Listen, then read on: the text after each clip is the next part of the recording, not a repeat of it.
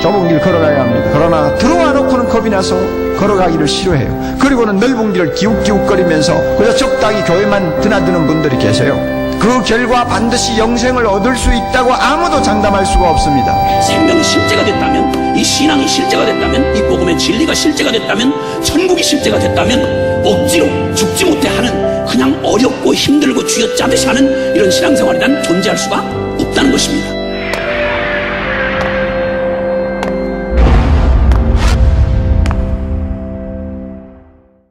자, 오늘 말씀을 같이 보겠습니다. 베드로전서 1장 7절 한 절 말씀을 보겠습니다. 같이 읽겠습니다. 베드로전서 1장 7절 한 절입니다. 너희 믿음의 확실함은 불로 연단하여도 없어질 금보다 더 귀하여 예수 그리스도께서 나타나실 때에 칭찬과 영광과 존귀를 얻게 할 것이니라. 아멘. 우리는 분명히 믿습니다. 예수님이 우리의 생명이 되시고, 예수님이 우리의 능력이시고, 예수님이 우리의 거룩함이시고, 우리는 그 자신을 믿습니다. 예수님이 우리 안에 오셔서 우리의 모든 것이 되어 주셨습니다. 우리가 이기는 삶도 예수님이 우리 안에 오셔서 우리가 이기게 만들어 주시는 겁니다. 근데 우리가 그걸 믿는데 실제 생활의 경험은 그 믿음대로 안 될 때가 많습니다. 어느 분이 저에게 페이스북 댓글을 이렇게 다셨는데 거기에 이렇게 쓰셨어요. 어젯밤 제 마음이 내일이 없으면 좋겠다는 것이었습니다. 이제까지 꾸역꾸역 버티고 사는 것도 은혜란 걸 알지만 너무 힘듭니다. 내일이 없었으면 좋겠다. 성도들 중에 이런 기가 막힌 처지에 힘들어 하시는 분들이 많이 있은 것 같아요. 내일이 차라리 없었으면 좋겠다. 그러시면서 밤에 잠을 드는 그런 분들. 믿음은 분명히 예수님이 나의 능력이고 주님이 내 기쁨이시고 주님이 내 생명이시고 주님이 내 이김이시라고 믿는데 실제로 삶에서는 이렇게 자꾸 마음이 무너지는 것은 왜 그럴까? 우리의 믿음이 나는 죽고 예수로 사는 그 믿음이지만 이 믿음이 내 삶을 완전히 바꾸어내는 강건한 믿음, 확실한 믿음, 오늘 베드로 사도가 말씀하신 믿음의 확실함, 이런 믿음으로 되기에는 반드시 시련을 거쳐야 하기 때문에 그렇습니다. 그래서 믿음이 내 삶을 이렇게 이끌어 갈 수 있는 힘을 얻기까지는 몇 번의 시련을 겪습니다. 한 번은 성령 집회 때 나는 죽고 예수로 사는 십자가의 복음을 분명히 붙잡으시라고 해서 이분이 붙잡으셨어요. 나는 죽었다고. 너무나 마음에 확신이 오고 이제는 두려울 게 없고 이제는 어떤 시험도 다 이길 것 같고 뭐 다 내가 죽었음을 선포했으니까 이제 예수님으로 사는 거니까 너무너무 충만한 은혜는 받았는데 그 집회 끝나고 가면서 집 가까이에서 접촉사고가 났어요. 얼마나 화가 나는지 짜증도 나고 바로 조금 전에 성령 집회 때 나는 죽고 예수로 산다고 그렇게 마음에 충만함을 얻고 확신을 얻고 이제는 시험될 일도 없다고 생각했는데 그 한 30분이 안 돼가지고 속 뒤집어지는 일이 일어나는, 이런 일을 만날 때 우리가 잘못 생각하면 안 되나 보다, 나는 안 되나 봐, 나는 믿으려고 그래도 안 되나 봐, 그렇게 생각하기가 쉬운데 사실은 이 모든 것이 다 시련이에요. 믿음을 견고하고 강한 믿음으로 세워가기 위해서 반드시 있어야 될 시련이라는, 이런 시련을 겪지 않은 믿음은 실제적인 내 삶에 있어서 힘이 되어주지 못합니다. 그래서 여러분들이 믿음의 시련을 당할 때 그때 낙심하지 마세요. 믿어도 안 된다고 생각하지 마시고 그 시련을 통하여 믿음이 아주 확실한 믿음, 불로 연단하여도 한 정금 같은 믿음, 그런 믿음으로 내 믿음이 바뀌어진다는 것을 분명하게 믿으셔야 됩니다. 군인 훈련소에 가보면 군복으로 갈아입힙니다. 훈련소에 들어오면 이제 사복은 다 벗어서 집에 보내고 군복 입혀요. 그러면 군인이에요, 그냥. 군복 다 입고 난 다음에 이제 연병장에 정렬하는 거 보면 그냥 군인이에요. 군복 입었으니까. 근데 이제 걸어가는 거 보면 이상한 군인이죠. 이제 훈련소에 막 들어온 군인은 그랬습니다. 그런데 한 달 동안 훈련소에서 뭐 별의별 이제 어려운 과정을 거치고 훈련을 거치고 난 다음에 이제 퇴소할 때 보면 달라요. 그 입소할 때 그 사람이 아니에요. 그냥 군복만 입은 게 아니고 자세가 이제 군인 자세가 나와요. 훈련이에요. 그 훈련이 그렇게 만들어 놓은 거예요. 우리가 나는 죽고 예수로 사는 십자가의 복음을 분명히 붙잡았고, 그 믿음이죠. 근데 이 믿음이 언제 이제 확실한 믿음이 되냐면 시련을 거치면서 확실한 믿음이 되는 겁니다. 그러니까 여러분이 실제로 살면서 여러 가지 어려운 일을 만날 때 여러분들이 그 사실을 명심해야 돼요. 이런 믿음의 시련 과정이 나를 아주 강한 믿음, 그리고 아주 견고하고 변하지 않는 믿음으로 만들어 가는 거구나. 하나님이 우리가 믿음을 가진 걸 보면 그렇게 기뻐하세요.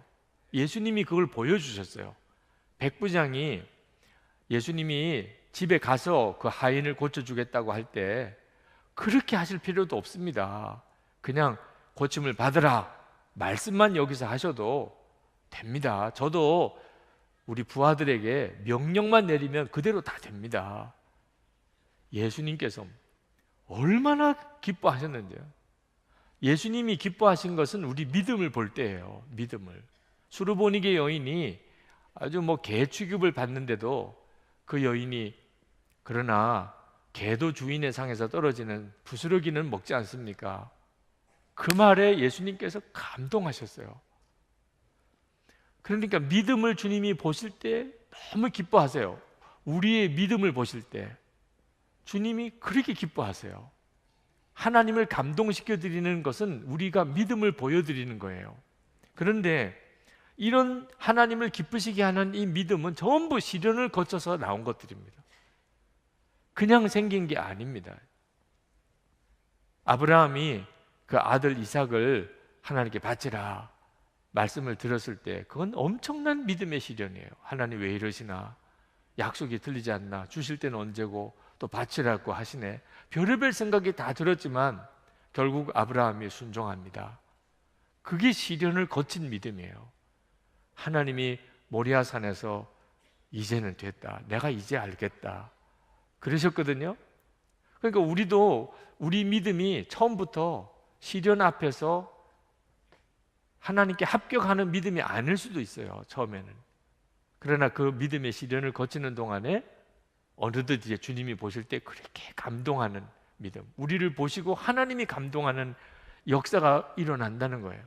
마귀는요, 우리가 예수님을 정말 믿는 것을 그냥 두고 못 봅니다.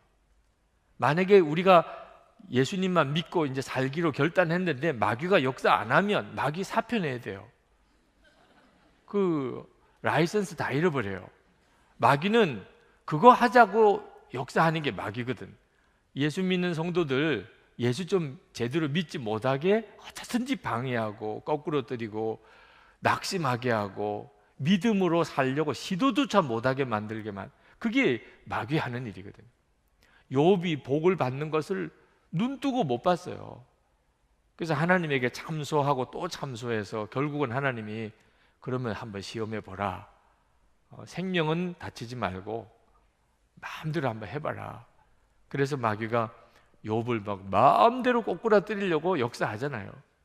근데 욥이 끝까지 주님을 찬양하고 입술로 주님을 원망하지 않습니다. 그러면 마귀가 떠나요. 이제는 건드려봐도 또 건드려봐도 얘는 또 어쩔 수 없는 거구나. 그럴 때 마귀가 떠나는 거거든요. 그러니까 지금 여러분들이 마음에 낙심이 되고 하나님이 왜 이러시나, 하나님 왜 내게 역사 안 하시나, 내가 믿었는데 왜 어려운 일이 생기나, 그럴 때 하나님도 보시지만 마귀도 보고 있는 거예요. 그때가 여러분이 믿음의 시련을 거치는 데입니다. 정금을 얻으려고 불로 확 연단해서 정금을 이렇게 가려내잖아요. 그와 같이 여러분의 진짜 믿음, 하나님이 감동하시는 그 믿음이 생기기 위해서는 반드시 그런 시련이 필요한 거예요. 여러분이 시련을 거친 사람만이 남을 그 믿음으로 도울 수 있어요. 우리 교회는 교회 처음 오시면 다 새가족 양육을 1대1로 합니다. 한 1000명 가까이, 한 2000명 가까이 젊은이 교회까지 하면 해마다 오는데 전부 1대1로 새가족 양육을 해요. 그렇게 많은 새가족들을 양육을 하려고 하다 보니까 바나바가 다 좋은 바나바일 수가 없어요. 집에 항상 문제 많은 삼촌도 있듯이 항상 좋은 바나바만 이렇게 그 새가족을 맞이할 수는 없어요. 그죠? 사람의 욕심으로는 그렇게 하고 싶지만 우리는 가족이니까 선한목적교회에 왔는데 좋은 바나바를 만난 경우는 참 행복하죠. 이 교회 정말 좋구나. 사람을 보면 교회를 알지요. 그렇지만 솔직히 다 좋을 수는 없잖아요. 그죠? 좋은 사람만 다 모일 수는 없는 거거든요. 아직도 미성숙한 분도 있고, 아직 믿음의 훈련 과정에 있는 분도 있고, 그죠? 아직도 온전히 자기 자신이 이렇게 해결이 안 되신 분들도 여전히 교회 안에 있거든요. 이분들도 다른 분을 양육해 봐야 되거든요. 양육을 해드리면 새가족이 엄청 바나바 때문에 시험 드는 분들도 있나 봐요. 분명히 당신은 행복하십니까? 그 양육 교재로 양육을 하라 그랬는데 그건 덮어버리고 자기 이야기만 해서 그 새가족이 이거 합시다 자꾸 이렇게 이상한 사람도 있나 봐요. 새가족 기다리게 하고 늦게 오고 이래가지고 새가족이 정말 속 뒤집어지게 만들고, 그러다가 중간에 또 자기가 못하겠다고 그래가지고 또 바나바가 바뀌어가지고 바나바가 2사람이나 되는 행복한, 또 한 사람도 버거운데 2사람씩이나 바나바를 이렇게 맞이하도록 만드는 이런 분들도 있나 봐요. 참 어렵지요. 그만둘까? 이 교회는 나하고 안 맞나 보다. 이럴 수 있는 믿음에 정말 시련이 오는 거죠. 그런데 그런 사람도 있지. 참 살다가 보면 가족 친척 중에 다 좋은 사람만 있는 건 아니잖아요. 그래도 그분이 부모님이고 그분이 삼촌이고 그래도 그분이 친척이고, 그러면 또 가족인 걸 어떻게 해요? 그렇게 기다리고 오히려 바나바를 달래가면서, 그죠? 낙심하지 말라고 기도해 주면서 잘하시네요, 정말 잘하시네요 격려해 가면서 그렇게 양육을 이렇게 마치는 이런 경우는요, 본인이 바나바를 이제 하실 때 그 쓰라린 경험이요 얼마나 도움이 되는지, 새가족이 어떤 심정일까, 자기가 너무 처절하게 경험을 했잖아요. 이게 믿음의 시련을 거치고 믿음을 지켜낸 분은 다른 사람을 도울 수가 있어요. 그 심정을 충분히 이해해요. 처음 교회 온 사람이 어떤 마음일까. 믿음의 시련은 남을 도울 수 있는 힘을 줘요.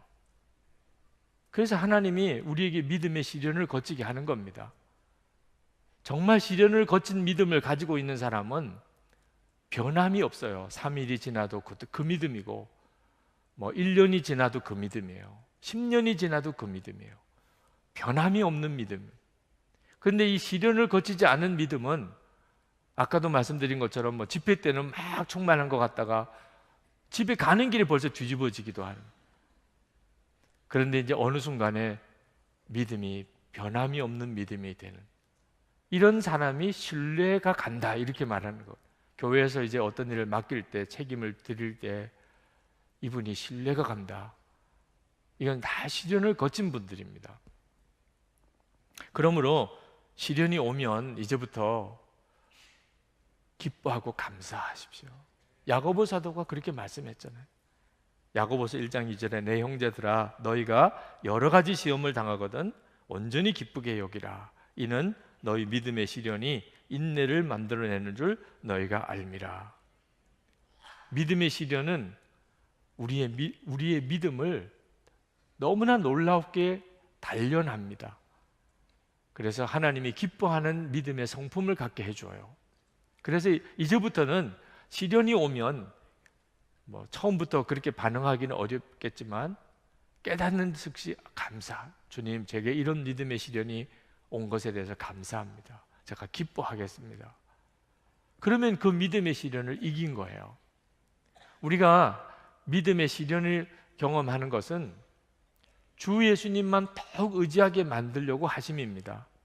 처음에 나는 죽고 예수로 사는 복음을 들으면 내가 완전히 변화된 것 같아요. 나는 이제 죽고 예수로 내가 사는구나.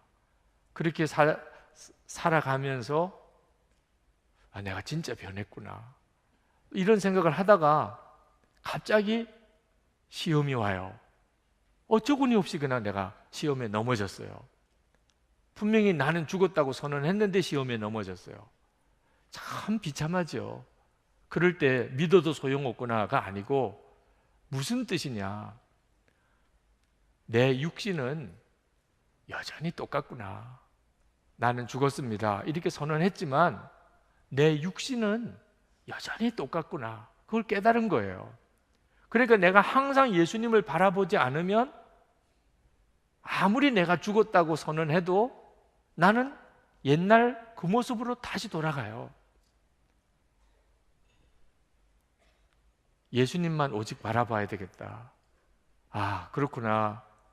나는 죽었고 예수로 사는 것을 내가 조금도 흐트러뜨리면 안 되겠구나. 그게 믿음의 시련을 통하여 내가 깨달은 거예요. 그래서 믿음의 시련을 거친 사람은 이제는 한눈 팔거나 하질 않습니다. 주님만 바라보지 않으면 영락없이 무너지는 걸 아니까요.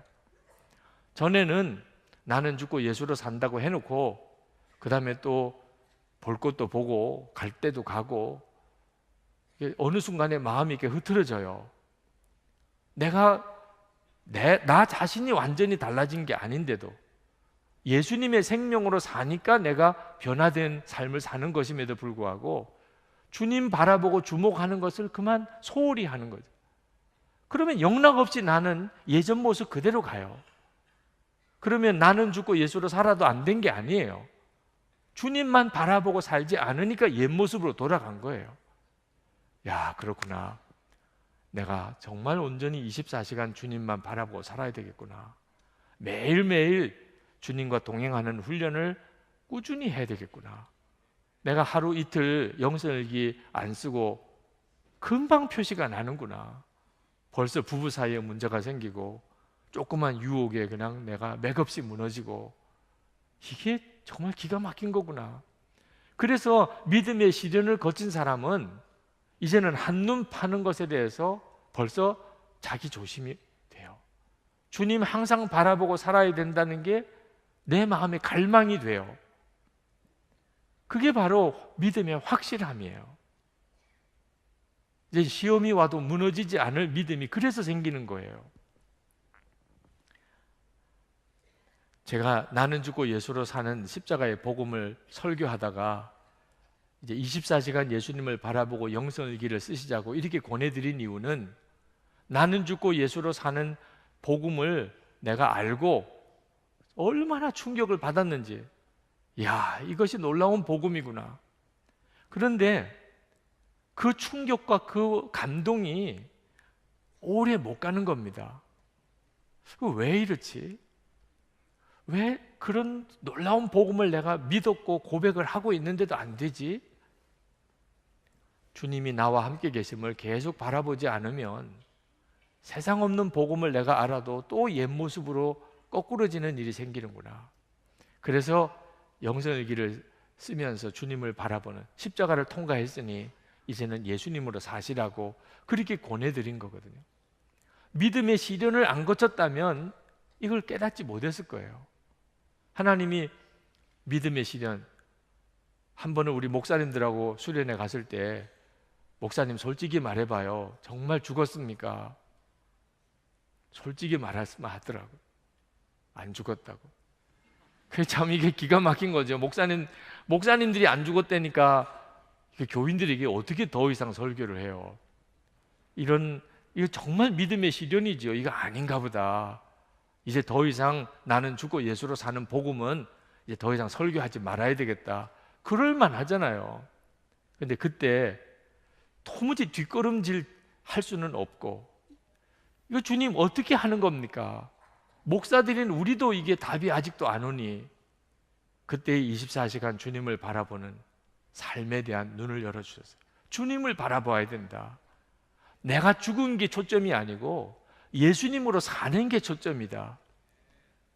믿음의 시련을 통하여 믿음이 더 견고해진 거죠. 어떤 사람이 시련을 당하다가 믿음을 잃어버렸어요. 참 안타깝죠. 안 되나 봐. 죄는 이길 수 없어. 어차피 성질대로 사는 거야. 해보니까 안 되니까. 뭐 나는 죽었다고 해도 안 되고 영설기 써봐도 안 되고 안 된다는데 어떻게 해요? 안 되는 증거가 이분에게는 충만해요. 너무 확실해요. 그리고 주변을 보니까 주변에도 다 안 되는 사람들밖에 없어요. 그러니까 이분은 마음에 아주 그렇게 그냥 믿어버리더라고. 목사님, 안 되는 거예요. 나는 죽었다고 그래도 안 되고 영설기에 써도 안 되고. 근데 여러분, 성경 말씀을 가만히 보세요. 주님은 우리를 죄를 이기게 하시는 주님, 정말 우리를 변화시키시는 주님. 주님은 포도나무고 나는 가지고, 주님과 우리는 온전히 연합한 자고, 주님과 함께 죽고 예수님으로 살고, 성경은 그렇게 말씀하고 있어요. 그러니까 여러분, 이제 우리는 어느 쪽을 택하느냐가 문제인 거예요. 어느 쪽을 택하느냐. 안 되는 내 경험을 택할 거냐, 아니면 하나님의 말씀을 내가 붙잡을 거냐. 믿음의 시련은 아직도 여기서 왔다 갔다 하는 겁니다. 믿음의 시련을 통과한 사람은 이제는 확실히 주님의 말씀을 붙잡는 사람이고, 어린아이가 바깥에 나가서 노는데 이웃집 아저씨가 이리 와봐라 갔더니, 너 엄마가 진짜 엄마인 줄 아냐? 그렇죠. 아니야, 너 다리 밑에서 주워온 거 내가 봤어. 이 아이가 그냥 정말 기절초풍한 거예요. 이웃집 아저씨가 봤대요. 자기를 다리 밑에 주워오는 거. 집에 쫓아들어서 울면서 들어가지고 뭐, 엄마 나를 정말 낳아준 거예요. 다리 밑에 주워온 거예요. 엄마가 참 기가 막힌 거죠. 너 남의 말 듣지 마. 엄마 말 들어. 너 엄마가 낳았어. 엄마 그렇지요. 그래, 너 남의 말 듣지 마. 다시 골목에 나갔더니 그 아저씨가 또 오라 그러는 거예요. 너 엄마가 말을 해도 너 불쌍해서 그렇게 이야기하는 거야. 너 다리 밑에서 주워오는 거 저 아랫집에 할머니도 봤고 가게 주인도 봤고 다 봤어. 가서 물어봐. 얘가 울면서 가서 가게 주인한테 저 다리 밑에서 주워온 거 보셨어요? 참 어른들이 정말 짓궂죠. 그래, 봤다. 이거 정말 이젠 확실히 증인이 한두 분이 아니에요. 또 집에 쫓아들어서 울면서 뭐 엄마 뭐 다 봤대. 할머니도 봤고 뭐 가게집 주인도 봤고. 여러분, 그때 그 엄마 마음이 어떻겠어요? 아니, 왜 내 말을 안 듣고 너 그 밖에 나가서 증인이 뭐 수백 명이 있다 한들 너 내 말 들어야지. 너 내 말 들어야지. 여러분, 우리가 안 돼요, 나는 안 되나 봐요. 성경에는 그렇게 나와 있지만 뭐 죽기는 뭘 죽어요. 시퍼렇게 살아있고, 나는 또 넘어졌고, 그리고 저 김집사도 넘어진 것 같고, 뭐 홍권사님도 그런 것 같고, 장로님도 어떤 때는 흔들거리는 것 같고, 안 되나 봐요. 아니, 이 거짓 증인이 수백 명이 있다 하더라도 여러분이 진짜 어느 말씀을 붙잡아야 되는지는 이제 여러분이 해야 되는 일인데, 지금 마귀가 우리를 믿음 흔들어 놓으려고 우리 스스로 생각하기에는 너무 증인이 많아요. 안 믿을 증거가 너무 많다니까. 이건 우리들에게 굉장히 중요한 문제예요. 믿음의 시련을 만났을 때 마귀는 꺾어지기를 원해요. 더 이상 이제 성경 안 믿어요. 이제 내가 본 거 들은 거 그거 믿고 살려게 해요. 그때 정신 똑바로 차려야 돼요. 우리가 하나님을 믿기로 하고 이 성경이 하나님의 말씀인 줄 믿었다면 말씀이 말씀하는 것을 붙잡아야 돼요. 내 경험하고 다르고 사방에 많은 사람들이 다른 이야기를 해도 내가 믿을 것은 하나님의 말씀이잖아요. 여러분, 하나님께서 분명히 고린도전서 1장 30절 말씀에 너희는 하나님으로부터 나서 그리스도 예수 안에 있고 예수는 하나님으로부터 나와서 우리에게 지혜와 의로움과 거룩함과 구원함이 되셨으니, 할렐루야. 분명히 그렇게 말씀했잖아요. 예수님이 나의 지혜와 의로움과 거룩함과 구원함이 되셨다고. 야, 이거 정말 내 체험은 그게 아닌데 말씀은 그렇게 되셨다고 해서, 그럼 여러분 어떻게 할 거예요? 어느 걸 붙잡을 거예요? 고린도후서 2장 14절에 항상 우리를 그리스도 안에서 이기게 하시고 우리로 말미암아 각 처에서 그리스도를 아는 냄새를 나타내시는 하나님께 감사하노라. 야, 말씀을 보면 그리스도께서 이기게 하신다. 나는 계속 지고 있는데, 그러면 나는 어떤 걸 믿어야 되는 거냐 말이에요. 여러분이 이런 걸 믿음의 시련이라고 하는 거예요. 야, 진짜 말씀을 믿기 어렵네. 정말 내 체험은 이런 체험이 아닌데. 그때 여러분이 난 안 되나 봐요, 이렇게 하지 말고, 주님, 저는 주님을 믿습니다. 주님이 저를 이기게 하시고 주님이 제 거룩함이 되시고 주님이 제 지혜가 되시고 저의 의로움이 되시고 저의 구원함이 되신다고 하셨으니 저는 그걸 믿습니다. 그죠? 어린아이가 엄마한테 엄마 바깥에 나가면 다 나 주워왔다고 그러는데 엄마가 나를 낳았다 그러니 나는 엄마 말을 믿을 거예요. 그래도 얼마나 기특해요. 엄마가 그 낳는 걸 다시 보여줄 거예요. 어떻게 할 거예요? 그거 막 잘 안 믿어진다고 그러고 막 딴 사람 이야기 듣고 나 마음이 그냥 졸여가지고 왔는데 엄마 말을 내가 믿을 거예요. 그리고 나가가지고 또 가게 집 주인이 뭐 옆집 아저씨가 와봐라 그럴 때 너 주워온 거야. 그때 웃으면서 아저씨 저 다 알아요. 저는 엄마가 낳아주셨어요. 뭐 별의별로 뭐 너 속는 거야. 엄마가 너 불쌍하게 여기는 거야. 그때 흔들리지 않고 그냥 씩 웃으면서 아유 저는 그래도 엄마가 낳았다고 믿어요. 그러면요 몇 번 하다가 그 다음부터는 이제 재미없어서 안 해요. 근데 너 다리 밑에 주운 거 내가 봤어. 우와 울고 또 집에 들어가고 나올 때는 좀 평안해졌다가 또 내가 진짜 봤어. 밑에 집도 봤어. 그럼 또 막 애가 얼굴이 하얘져가지고 그게 재밌어가지고 장난하는 거지요. 장난이 안 통하면 더 이상 할 재미가 없잖아요. 마귀가 우리를 가지고 논다니까요. 우리가 예수 믿고 예수님의 생명으로 사는 놀라운 삶을 살게 됐는데 마귀가 우리를 가지고 논다니까요. 너 안 돼. 야, 너 또 그런 죄 졌잖아. 너 또 그런 은밀한 죄에 또 넘어졌잖아. 넌 안 돼. 선한목자의 교회에 교인이 많아도 너는 안 돼. 아주 정말 확실히 믿음이 오잖아요. 내가 실제로 경험한 게 그렇게 자꾸 쓰러지는 거라면 그때 여러분이 정신 차려야 돼요. 아, 마귀가 나 가지고 놀려고 하는 거구나. 주님은 나를 이기게 하시는데 내가 자꾸 마귀가 주는 소리에 귀를 기울이니까 내가 또 넘어지는구나. 여러분은 한번 생각해 보세요. 여러분을 스스로를 생각하면 어떤 게 진실 같아요? 더럽다, 의지가 약하다, 거짓되다, 가능성이 별로 없다. 공감이 막 되시죠? 그래, 나는 그런 존재야. 나는 하나님의 사랑하는 신부다. 나는 의로운 자다. 하나님의 상속자다. 거룩한 제사장이다. 왕 같은 족속이다. 남의 이야기하는 것 같으죠? 그런 사람 누가 있나? 얼마나 우리 마음이요 믿음의 이 시련 앞에서 아직도 견고하지 못한지. 나는 더러워. 나는 안 돼. 나는 의지도 약해.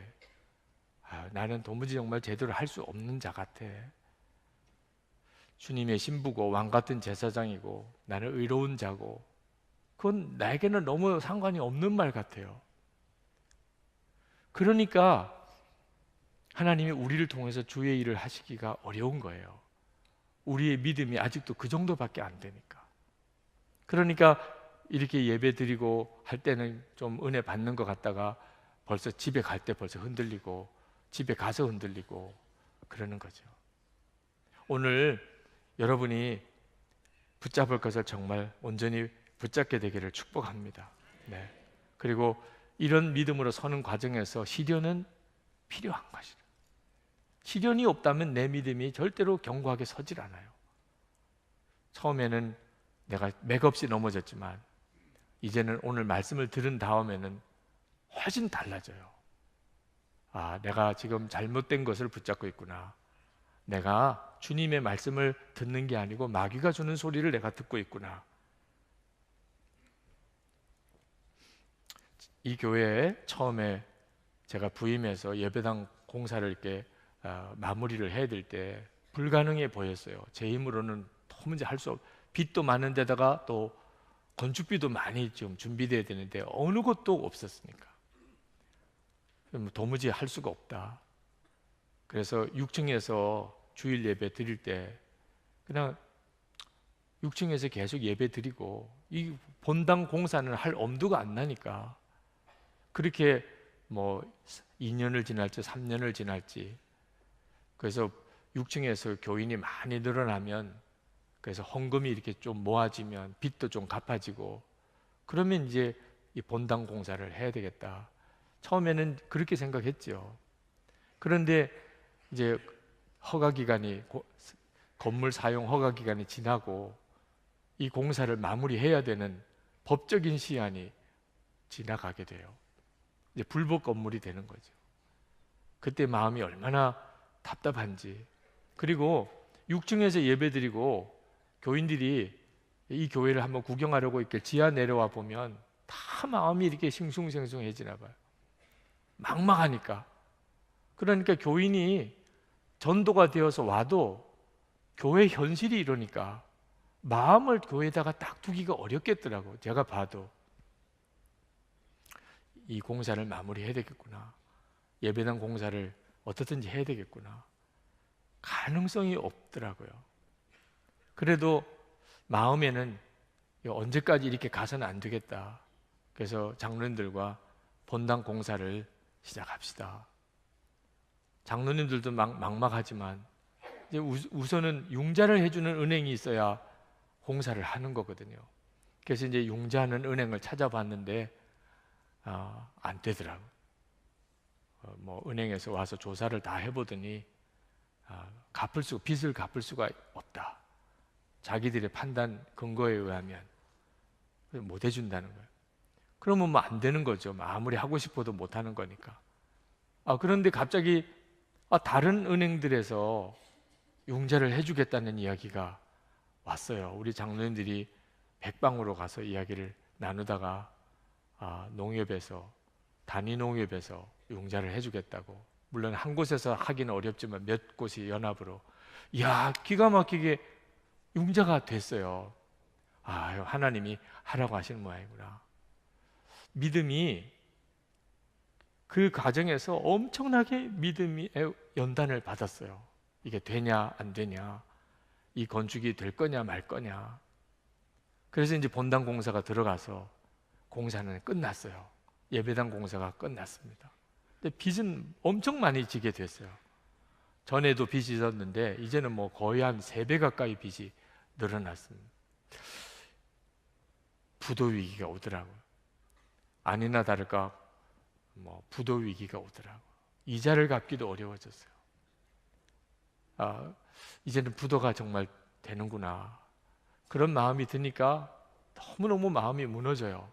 지금까지 이렇게 믿음으로 해보려고 했던 것이 다 허사인 것 같고, 미국 부흥회를 끝내고 한국에 돌아오는데 비행기에서 쇼크가 왔어요. 교회로 돌아오는 게 저에게는 너무 큰 스트레스가 돼요. 근데 그때 외마디를 주님께 기도했던 게 나는 죽었습니다. 나는 죽었습니다. 선한목자교회 담임 목사인 제가 이게 십자가에서 죽어지고 예수님이 이 교회 진짜 예수님 주인이 되셔야 이 문제가 해결되는 거구나. 나는 죽었습니다라는 고백을 하고 놀라웠게 쫙 그 심장의 쇼크가 사라지는 거예요. 통증이 사라지고 그때 참 놀라운 경험을 했어요. 내가 살았다, 몸이 살았다는 것뿐만 아니고 이 교회 건축 문제가 해결됐다. 이 부채, 부도 문제가 해결됐다. 그게 믿어지는 거예요. 여러분, 이 믿음의 확실성이라고 그랬는데 믿으려고 애를 쓰는 것은 아직도 믿음의 확실함이 아닙니다. 믿어야지, 믿어야지. 믿음의 확실함은 믿어지는 거예요. 저에게 있었던 그 잠시였지만 굉장히 충격적인 사건을 통해서 갑자기 저 안에 일어난 변화가 해결됐다.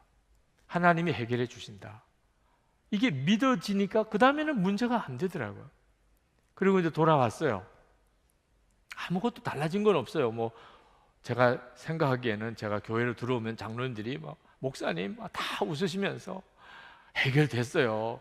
이런 어떤 특별한 어떤 누가 헌금을 해주셔서 이거 다 해결됐어요. 뭐 오히려 헌금이 남아요. 뭐 이런 이제 소설 같은 스토리를 하나님이 주시려나. 그리고 왔는데 뭐 다 얼굴이 어두운 그대로고 아무것도 달라진 건 없이 그러는 마음에는 하나님이 그냥 해결해 주실 거다. 그냥 나가다 보면 하나님 해결해 주실 거다. 그런데 토요일에 어느 분이 1억 헌금을 하셨어요. 전혀 할 분이 아니고 우리 교우도 아니신 분이. 또 어느 분이 11조를 또 1억을 하셨어요. 갑자기 재산이 하나 처분이 됐는데 11조를 1억을 하신다. 세상에 그렇게 되니까 막 부도 위기에 몰렸던 그 빚 이자 문제가 풀어졌어요. 그 다음부터는 더 이상 이자도 못 내는 일이 없었어요. 그때 그 고비를 딱 넘어가고 난다. 참 놀랍죠. 제가 그 일을 경험하면서 믿음의 시련을 통해서 하나님이 불로 연단해서 나오는 정금 같은 믿음을 만들어내신다는 걸 실제로 경험했어요. 여러분, 여러분의 삶 속에 어떤 때는 더 이상 내가 버텨낼 수가 없다. 이런 한계 상황에 몰릴 때가 있어요. 믿어야지, 믿어야지 하는데도 믿음은 믿어져야 되는 거지. 믿어야지 한다고 이게 믿어지는 게 아니거든요. 염려, 근심이 사라지는 이런 믿음은 기적이에요, 그 자체가. 그런데 그 단계를 거치면서 반드시 경험해요. 하나님이 어느 순간에 이루어지지 않았는데 벌써 이루어진 것처럼 믿어지는. 저는 우리 교회에 아직도 갚아야 될 은행 부채가 있습니다. 그렇지만 제 마음에는 다 갚은 줄로 믿어져요. 다 갚은 줄로. 그래서 도와야 할 때 있으면 돕고 우리가 흘려보내야 될 때는 흘려보내고 그렇게 하는 거예요. 그게 안 믿어지면 못 하는 거죠. 마태복음 6장 30절에 오늘 있다가 내일 아궁이에 던져지는 들풀도 하나님이 이렇게 입히시거든. 하물며 너일까 보냐 믿음이 적은 자들아. 우리 주님의 안타까움이에요. 못 믿을 때, 우리가 안 믿어진다고 자꾸 그럴 때 주님은 이 들판에 있는 들풀도 산에 있는 새들도 내가 다 먹이는데 너 안 먹일 것 같으냐. 여러분, 지금도 믿음의 시련 중에 있으신 분들, 여러분을 이기게 하시는 분은 주님이세요. 말씀을 붙잡으셔야 돼요. 마태복음 8장 26절에 예수께서 이르시되 어찌하여 무서워하느냐 믿음이 작은 자들아 하시고 곧 일어나사 바람과 바다를 꾸짖으시니 아주 잔잔하게 되거늘. 우리가 두려워하고 염려하고 있을 때 그걸 보시는 주님은 너무 안타까우세요. 그리고 그런 과정을 거쳐서 우리가 믿음이 커지는 것을 또 아세요. 그래서 주님은 계속 주님을 보게 하시는 거예요. 우리가 이길 수 있는 믿음은 주님을 바라보면서부터 오는 겁니다. 여러분이 도무지 이길 수 없는 그런 순간이 왔을 때 여러분이 할 수 있는 일은 여러분의 죽음을 고백하는 겁니다. 나는 죽었습니다. 그 다음엔 주님이 믿음으로 주시는 건 주님이 하시는 거. 이미 여러분이 예수님과 함께 죽었다고 하는 이 분명한 십자가의 복음을 그냥 고백하는 거예요. 주님, 이젠 주님이 하세요. 주님이 제 안에 믿음도 주시고 이김도 주시고 주님께 완전히 드리는 것. 여러분이 믿음의 시련을 만났을 때 목표가 뭐냐면 저절로 나오는 게 뭐냐 하는 겁니다. 혈기, 두려움, 염려, 그건 다 육신에서부터 나오는 거예요. 그냥 문제를 만나면 혈기가 나오고 화가 나고 염려가 생기고 두려움이 생기면 여러분은 아직 육신에 매여 사는 사람입니다. 그러니까 그게 먼저 자연스럽게 나오는 거예요. 여러분이 예수님과 온전히 연합한 믿음을 가지게 되면 주님의 역사가 나타나요. 문제가 생겼는데 기쁨이 나오고 감사가 나오고, 문제가 일어났는데 마음이 편안하고, 문제가 일어났는데 여러분의 입에서 승리의 고백이 나오고, 이건 전적으로 주님이 나오는 것. 그러니까 하나님, 오늘도 하나님이 그래서 내게 믿음의 시련을 주시는군요. 내가 아직도 육신으로 반응하는 자고 성령으로 반응하는 자가 못 되니까 이런 어려움을 통해서 주님이 나에게 주님만 오직 의지할 수 있게끔 만들어 가시는군요. 우리가 이기기 위해서 싸우는 게 아니에요. 벌써 이기고 싸우는 거예요. 그러니까 문제가 생기면 감사해도 돼요. 왜? 이미 주님이 이김이시니까. 예수님은 이미 십자가에 죽으시고 예수님이 부활하셔서 우리의 생명이 되셨어요. 이건 이미 지나간 일이에요. 그러니까 여러분이 어떤 문제를 만나도 그 일로 인해서 낙심하지 말고, 우리는 이미 이기고 싸우는 거니까. 마치 스포츠 중계를 보는데 지금 경기하는 걸 보면 마음이 졸이죠. 우리 국가대표팀이 이기냐 지냐. 근데 이미 이긴 경기 녹화 방송을 볼 때는 전혀 문제가 다르죠. 우리가 이미 이긴 경기예요. 근데 지금 지고 있어요. 그래도 뭐 걱정이 안 돼요. 중간에 이제 역전하게 되고 이제 정말 기적적인 놀라운 승리를 가져올 거예요. 그러면 지고 있을 때도 벌써 마음이 느긋해요. 우리에게 하나님이 주시려는 믿음이 이미 이긴 자의 믿음을 가지려고 하는, 그때부터 우리를 쓰실 수 있기 때문에요. 우리가 그런 믿음을 가질 때 역사가 일어나요. 여러분의 개인도, 여러분의 가족도, 우리 교회도 말입니다. 그래서 24시간 주님을 바라보려고 그렇게 권해드리는 거예요. 거기서만 이 믿음이 오니까, 주님을 계속해서 바라보는 자만이 이런 믿음을 가질 수 있는 거니까. 결혼은 못하고 있고 언제까지 기다려야 돼요? 직장은 없고 언제까지 기다려야 돼요? 애들은 변화되지 않고 배우자는 변화되지 않고 몸은 계속 아프고 경제적인 빚더미에 너무 눌려 지내고 언제까지 기다려야 돼요? 이렇게 탄식하시는 분들이 있어요. 아마 지금도 있으실 거예요. 여러분, 문제가 해결되는 것을 자꾸 주목하면 그러면 못 견뎌냅니다. 주님이 역사하실 수 있도록 맡겨드리지도 못하고 주님이 역사하실 때까지 기다리지도 못해요. 문제가 해결되고 응답이 올 때까지 그것만 바라보니까, 그게 기쁨인 사람은 해결 못해요. 우리의 기쁨은 주님이 여전히 나와 같이 계신 거, 그거 아는 거. 오늘도 주님이 하루를 시작할 수 있게 나와, 문제는 여전히 많지만 오늘 하루 주님과 같이 시작했어요. 지금도 분명한 건 주님이 나와 같이 계세요. 그게 기쁨인 사람, 그러면 충분해요. 오늘 하루를 이길 힘이 있잖아요. 내가 기뻐하는 것은 주님이고 주님과 함께 오늘 하루를 사는 것 자체가 내게 기쁨이에요. 이제 나는 기대가 있어요. 주님이 어떻게 해결하실까? 주님이 이걸 어떻게 풀어가실까? 그걸 보는 게 기대예요. 여러분이 그러면 끝까지 견뎌내요. 그렇게 기뻐하고 주님을 기뻐하고 주님과 동행하고 살다가 어느 순간에 보니까 문제가 다 해결됐어요.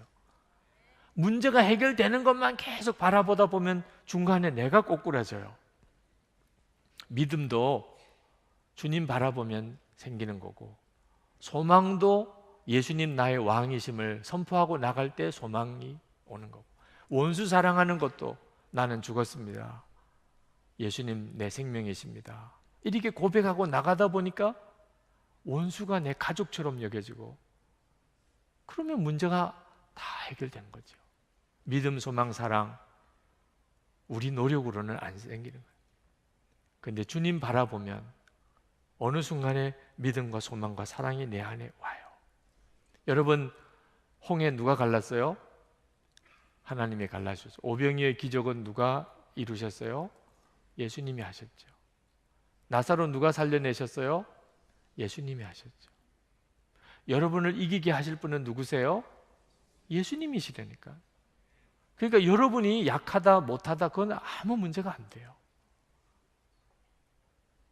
홍해 가른 거, 오병이의 기적, 죽은 나사로 살아나는 거 여러분이 너무 당연하게 받으시잖아요. 그분이 여러분을 주님의 생명으로 살고 믿음의 확실한 자로 세우고 그리고 이기는 자로 만드시지 못하시겠어요? 주님을 바라보시기 바랍니다. 네. 믿음의 시련을 거쳐서 하나님이 우리를 견고한 믿음으로 세우시려고 하심이지, 이 믿음의 시련이 절대로 우리를 무너뜨리지 않습니다. 자, 이제 우리 주님 앞에 나가서 기도하는 시간을 좀 갖겠습니다. 찬송 중에 어릴 때 그렇게 많이 불렀던 찬송, 그 가사도 곡조도 그냥 귀에 쟁쟁해요. 요즘에 예수 믿으시는 분들은 잘 모르실지 모르겠어요. 544장, 울어도 못하네, 네. 믿으면 하겠네, 그죠? 아마 옛날에 예수 믿으신 분들은 부흥회 때 기도원에서 엄청 불렀던 찬송이에요. 근데 참 이 찬송이 맞아요. 네. 하나님께서 오늘도 여러분이 가지고 있는 삶의 문제들 속에서 여러분을 다시 정금 같은 믿음으로 이렇게 내세우실 거예요. 이 고비를 넘어가면서 내 믿음이 더 견고해질 거예요. 그건 다 주님이 하실 겁니다. 그리고 그 다음에는 이런 문제들 앞에 절대로 이제 흔들리지 않게 됩니다. 이런 수준의 문제에서 넘어지지도 않아요. 그리고 다른 사람을 도와줄 수 있어요. 우리 교회에 이런 믿음의 용사들이 서는 것은 이건 정말 엄청난 일이죠. 우리 찬송 같이 하십시다. 544장.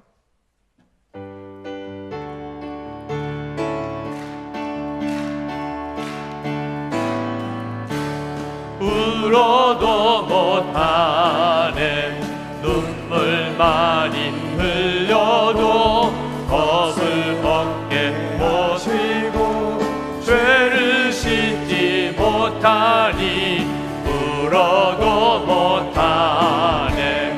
십자가에 달려서 예수 고난 당했네. 나를 구원하시니 예수밖에 없네. 힘써도 못하네.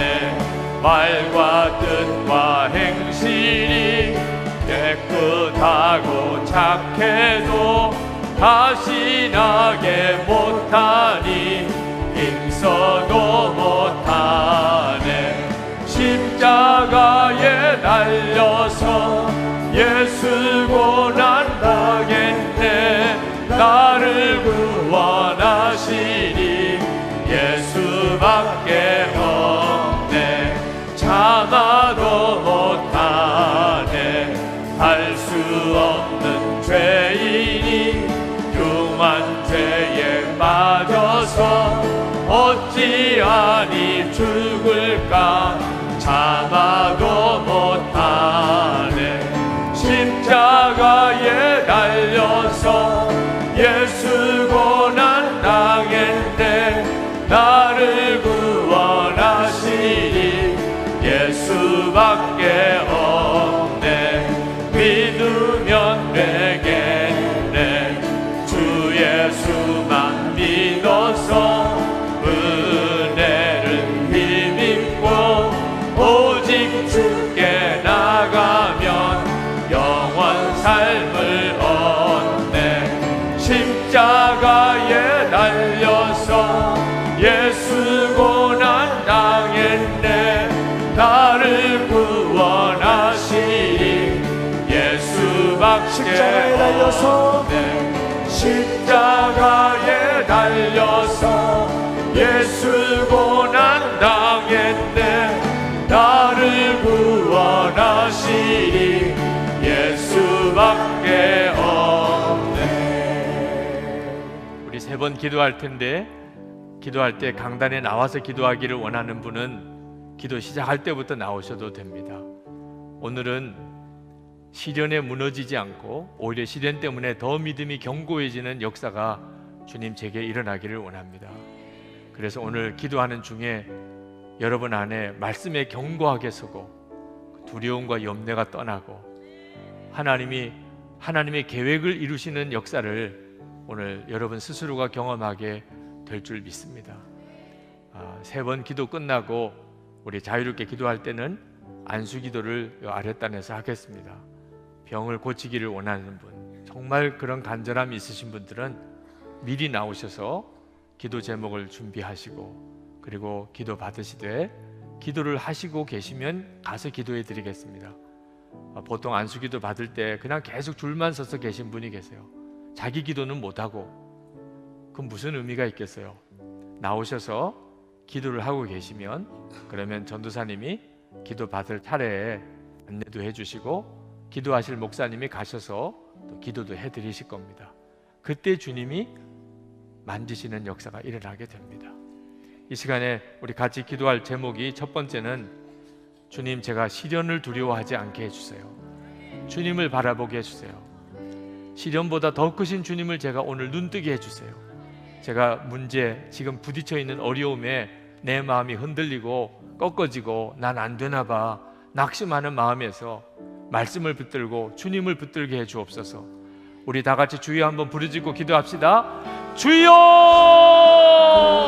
할렐루야. 크고 놀라우신 하나님의 은혜, 하나님의 놀라운 역사를 하나님 감사합니다. 하나님의 크신 은혜로 하나님 함께 하소서. 오늘도 하나님 사랑하는 성도들의 마음의 심령에 주님이 역사하소서. 하나님 문제 속에 무너지지 않게 하소서. 하나님 시련 앞에서 좌절되지 않게 해주소서. 문제보다 더 크신 주님 바라보는 눈을 주여 분명히 열어주시기 원합니다. 성도들 안에 주를 바라보는 눈을 뜨고 주의 말씀을 붙잡고 약속을 붙잡고 오늘도 하나님 믿음의 용사로 한 걸음 더 나아가게 되기를 원합니다. 하나님 믿음의 시련이 오히려 우리의 믿음을 더 견고하게 하여 더 강하게 하여 하나님 앞에 우리를 온전히 세우는 역사가 일어나게 되기를 원합니다. 아버지 하나님, 기도의 문을 더욱 여시고 우리의 마음의 심령에 하나님의 은혜가 충만하게 하여 주시기를 원합니다. 아버지 하나님, 성도들을 축복해 주셔서 발급한 자 위에 역사해 주셔서 기도에 하나님 힘을 더하여 주셔서 마음을 간절하게 하나님 앞에 간절히 갈망하는 마음으로 주님 앞에 기도하는 주의 사랑하는 성도들 하나님 주시고 하나님 역사하시고 하나님 충만해 주시기를 주님 간절히 소원합니다. 아버지 하나님, 주를 바라봅니다. 하나님, 주를 바라봅니다. 하나님, 주를 의지합니다. 주님만을 붙잡습니다. 우리를 하나님 믿음으로 이기게 하시는 주님, 하나님 앞에 온전히 서게 하시는 그 주님을 의지합니다. 주님 찬양합니다. 주님 찬양합니다. 주님 도우실 줄 믿습니다. 주님 감사합니다. 하나님의 크신 은혜로 주님 도와주소서. 나를 구원하시리 예수밖에 없네.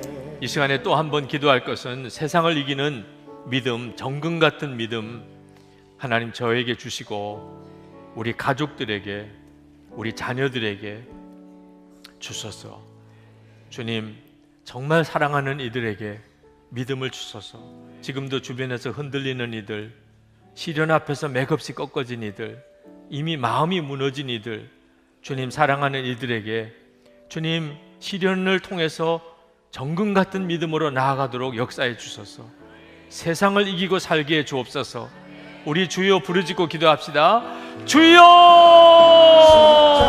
불과 은혜를 주여 도하신 하나님의 은혜를 하나님 감사합니다. 하나님 놀라우신 주님, 하나님께서 하나님 말씀을 주셨으니 하나님 오늘도 하나님 우리 안에 염려가 떠나고 두려움이 떠나는 담대함, 주님을 의지하고 하나님의 완전한 평안 가운데 있게 해주시기를 원합니다. 사랑하는 남편, 하나님 아내, 하나님 부모와 하나님 사랑하는 자녀들, 하나님 형제들, 하나님 믿음의 하나님 이웃, 하나님 믿음의 교우들, 아버지 하나님 앞에 내어놓고 하나님 기도할 때 우리의 가정 안에 하나님 믿음의 공동체가 이루어지게 하시고, 하나님 우리 일조의 믿음의 공동체가 이루어지게 하시고, 믿음의 형제 자매들 하나님 시련 앞에 문제 앞에 무너지지 아니하고 오히려 하나님 강건하고 승리하는 믿음, 이기는 믿음으로 역사해 주시기 원합니다. 성령의 충만함을 부어주셔서 하나님, 나의 하나님, 우리의 심령 가운데 세상 이길 믿음을 주시고 정금 같은 믿음을 주시고 믿음의 확실함을 주시고